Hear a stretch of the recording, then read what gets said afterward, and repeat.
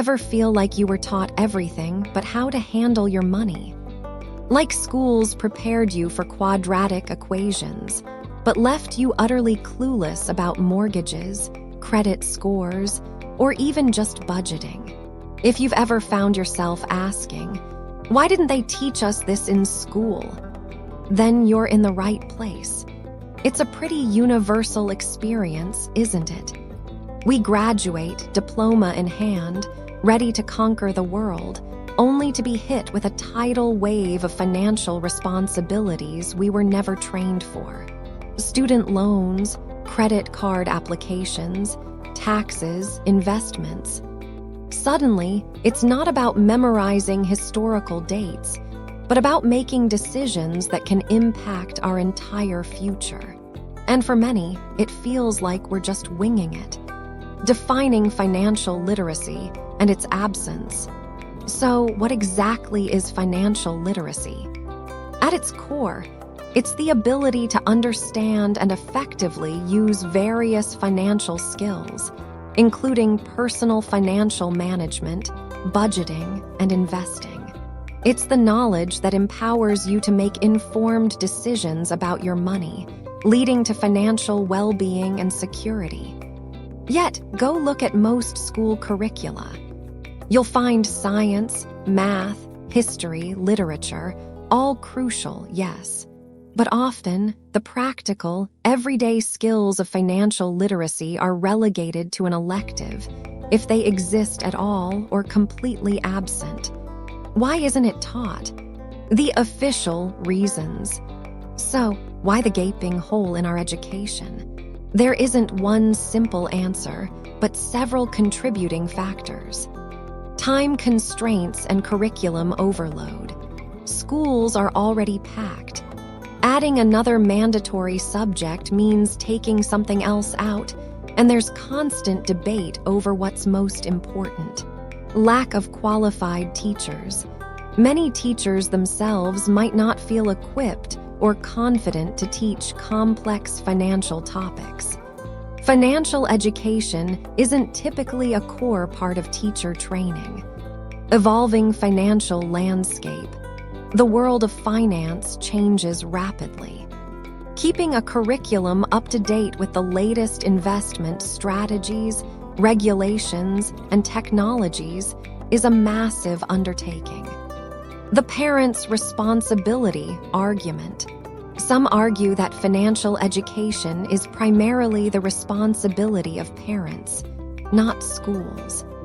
While parents play a huge role, not all children come from homes where financial literacy is actively taught or even understood.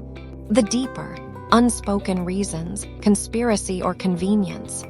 But let's dig a little deeper. Are there more subtle, perhaps even cynical reasons? Benefit to certain industries. Think about it. If the general population isn't financially literate, who benefits? Financial institutions offering complex products, credit card companies with high interest rates, lenders. A less informed consumer is often a more profitable consumer. Maintaining the status quo.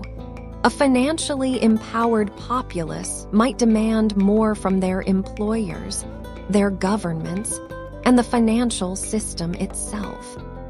Keeping people dependent on financial services rather than financially independent could be seen as advantageous by some. The invisible hand of the economy. Perhaps it's less a grand conspiracy and more a convenient oversight. The current system works for those at the top, so there's little impetus for radical change from within. The consequences. What happens when we're not taught? The consequences of this educational void are severe, both for individuals and society. High debt levels, student loans, credit card debt, predatory lending. People fall into these traps because they lack the knowledge to navigate them. Poor financial decisions. From not saving for retirement to making bad investment choices, a lack of literacy leads to missed opportunities and financial setbacks. stress, and mental health issues. Financial struggles are a leading cause of stress, anxiety, and relationship problems. Wider economic impact. A financially illiterate population is more susceptible to economic downturns and less able to contribute effectively to economic growth. Intergenerational poverty. Without the tools to build wealth, cycles of poverty are harder to break. Taking control. How you can become financially literate. Okay, so the system might have failed us, but that doesn't mean we have to fail ourselves.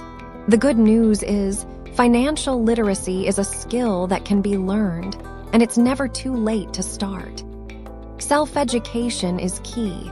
Books, podcasts, YouTube channels like this one. Online courses, the resources are endless. Start with the basics: budgeting, saving, debt management. Utilize free resources. Many nonprofits and government agencies offer free financial counseling and educational materials. Start small, be consistent. You don't need to become an expert overnight. Start with a simple budget. Track your spending for a month. Open a savings account. Small, consistent steps lead to big results. Talk about money, break the taboo. Discuss finances with trusted friends, family, or even a mentor. Learning from others' experiences and mistakes is invaluable. Consider professional advice.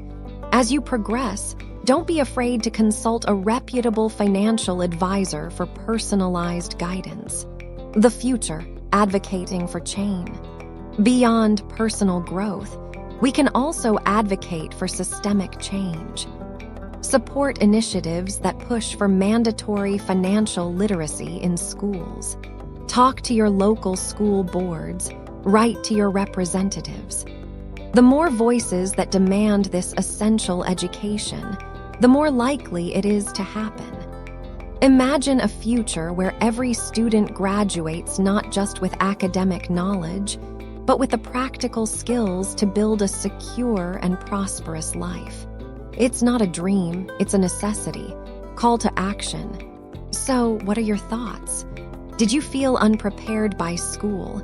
What's one financial lesson you wish you learned sooner? Let me know in the comments below. If you found this video valuable, please give it a thumbs up. Share it with someone who needs to hear this. And don't forget to subscribe for more insights into taking control of your financial future. Thanks for watching, and I'll see you in the next one.